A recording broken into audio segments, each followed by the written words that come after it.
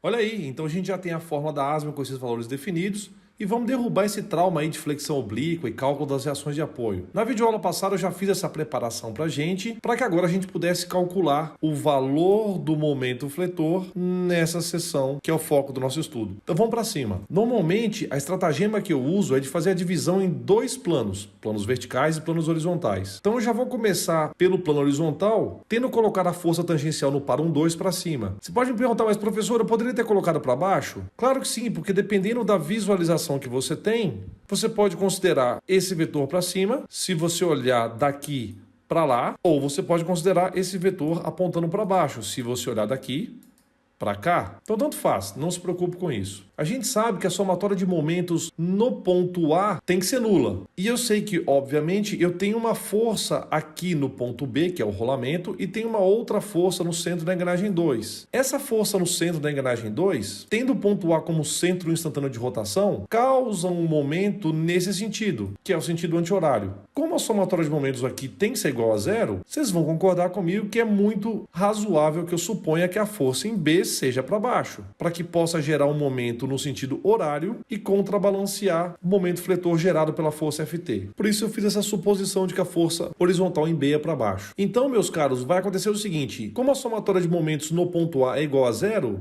eu vou considerar Ft vezes 45, gerando um momento no sentido anti-horário, que eu vou chamar de positivo, e vou ter Hb sendo aplicada nesse braço todo, gerando um momento no sentido horário, que obviamente eu vou considerar como sendo negativo. Então, me baseando nessas informações, utilizando o Ft como sendo 1.235,1 newtons, resulta num valor de força horizontal em B de 114,6 newtons. E como o meu resultado de força foi positivo, significa que eu adotei os sentidos corretos e Hb realmente é para baixo. Preste atenção, por favor, no cuidado que eu tenho de fazer esse material para vocês, porque os vetores são proporcionais entre si. Daí agora a gente vai usar um recurso de afirmar que a somatória de forças no eixo Y também tem que ser nula. E apesar, turma, de saber que HA tem que ser para baixo, eu vou fazer uma suposição estúpida de que HA é para cima, só para que a gente possa treinar nosso método de cálculo. Então eu vou chamar de tudo que está para cima de positivo e tudo que está para baixo negativo. Então eu vou equacionar da seguinte maneira: Ft mais HA menos Hb tem que ser igual a zero. Muito bem. Como eu tenho valor de Ft e eu tenho o valor de Hb. Isso resulta num cálculo de HA de menos 1120,5 newtons. O que significa esse valor negativo? Significa que eu errei a minha suposição de que HA é para cima. Então, isso é um indicador para que eu possa corrigir minha suposição e colocar HA para baixo. Daí nós vamos fazer agora os cálculos no plano vertical. E eu vou seguir o mesmo processo de solução, só que agora um pouquinho mais rápido. Eu vou fazer a imposição de que a somatória de momentos no ponto A tem que ser nula. Eu sei que eu tenho forças verticais de apoio nos mancais A e nos mancais B. Como a somatória de momentos está sendo feita no ponto A, esse ponto passa a ser o centro instantâneo de rotação. Aplicada em um braço de 45 milímetros, vai gerar um momento fletor no sentido anti-horário, e eu vou chamar esse sentido de positivo. Para contrabalancear isso, eu obviamente preciso ter uma força vertical em B que seja para baixo. Essa força vertical em B, aplicada em um braço desta magnitude, vai me gerar um momento no sentido anti-horário, e por isso eu posso equacionar da seguinte maneira. Ora, turma, eu conheço o valor de Fr, então isso me permite determinar que Vb dá 41,7 newtons positivos, o que significa que a suposição inicial que eu tinha feito de que essa força vertical em B é para baixo está correta. E turma, como é o mesmo esquema do plano anterior, eu não vou ficar moscando e fazer a suposição de que VA seja para cima. Eu já sei que VA é para baixo. Então, na hora que eu fizer a somatória de forças em Y, que tem que dar igual a zero,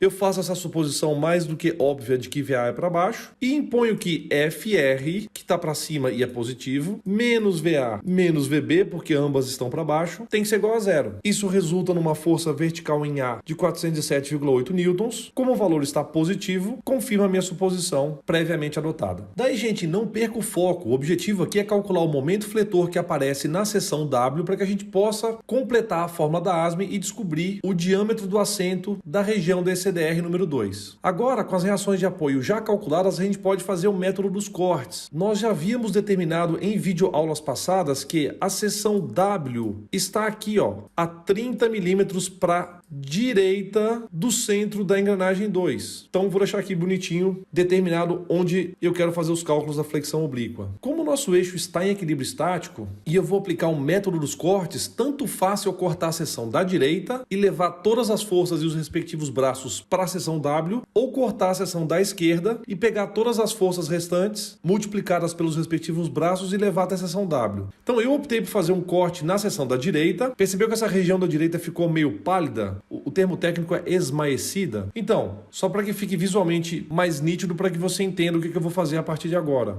E se lembre, você poderia ter feito o corte ao contrário. Aí eu vou pedir para vocês olharem só para o plano horizontal. No plano horizontal, eu tenho a força HA aplicada em um braço de 45 mais 30 milímetros no ponto W. E essa força HA gera um momento anti-horário, que eu vou também atribuir sentido positivo. Por sua vez, a força tangencial no par 1,2 está aplicada em um braço de 30 milímetros, o que resulta no momento horário e, obviamente, baseado no sentido que eu tinha atribuído anteriormente, o momento horário tem sentido negativo. Então, eis aqui o equacionamento. Eu tenho o valor de FT, eu tenho o valor de HA, e isso resulta no momento horizontal no ponto W de 46.984,5 Newton por milímetro. Como o resultado dessa conta foi positivo, isso indica que o sentido que eu tinha adotado como positivo, que é o sentido anti-horário, é o sentido do momento fletor horizontal resultante no ponto W. Agora, passando para o plano vertical, a gente vai usar a mesma rotina de solução. Então, eu vou ter aqui a força VA aplicada em um braço de 45 mais 30. Essa força vai gerar um momento fletor no sentido anti-horário, que eu vou chamar de positivo. Por sua vez, a força FR no par 1,2 dista 30 milímetros do ponto W. Isso resulta no momento fletor no sentido horário, que eu vou atribuir sinal negativo. Isso me permite equacionar o momento vertical no ponto W da seguinte maneira, sendo que eu conheço o valor de FR, também conheço o valor da reação de apoio vertical no rolamento A, o que me permite calcular o momento fletor vertical no ponto W, que é da ordem de 17.100 Newton por milímetro, também no sentido anti-horário. Finalmente, eu posso determinar o momento fletor resultante no ponto W através do conceito de flexão oblíqua. Com a somatória vetorial desses momentos no plano horizontal e no plano vertical, eu posso calcular qual que é o momento resultante no nosso ponto de interesse, que é aquela região do assento da ECDR número 2. Isso resulta em um momento fletor W da ordem de 49.999,5 Newton milímetro. Agora, turma, eu quero mostrar para vocês um recurso muito simples, que é a utilização de um aplicativo online para que você possa fazer não somente a verificação dos cálculos, como também fazer a determinação dos diagramas de momento fletor de maneira automática. Então, para isso, você vai precisar entrar no seu browser. Só que antes de mais nada, deixa eu só dar uma passada aqui no Moodle para demonstrar que o plantão noturno está rolando solto aqui. E aí a gente vai usar esse aplicativo chamado Viga Online. Você tem que se lembrar que o comprimento da nossa viga